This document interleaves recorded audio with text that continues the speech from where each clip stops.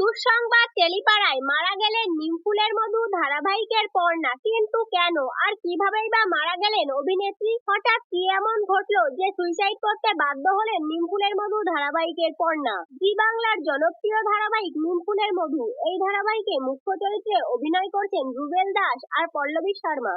দর্শকদের খুব প্রিয় জুটি সৃজন পর্ণা। পর্ণা অর্থাৎ অভিনেত্রী পল্লবী শর্মা খুব জনপ্রিয় একজন অভিনেত্রী, কিন্তু হঠাৎই তার মৃত্যুর খবর সামনে এলো। ইন্দ্রকুমার নামে একজন তার বিরুদ্ধে মানহানির মামলা করে, আর সেই ধাক্কা সামলাতে না পেরে সুইসাইড করেন অভিনেত্রী। এরকমই বিশ্বাস করানো হয়েছে ইন্দ্রকুমার আর ঈশা হালদারকে। আসলে পর্ণা মারা যায়নি, সবটাই প্ল্যান করেছে পর্ণা আর দত্তবাড়ির সকলে মিলে ইন্দ্রকুমার নামে মেগাস্টারকে হাতে নাতে ধরার জন্য।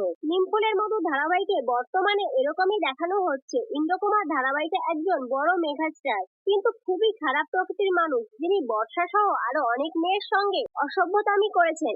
আর তাই ইন্দ্রকুমারকে শাস্তি দেওয়ার জন্য পর্ণা আর দত্তবাড়ির সবাই পর্ণার মৃত্যুর মিথ্যে নাটক করেছে, শুধুমাত্র উপযুক্ত প্রমাণ জোগাড় করার জন্য।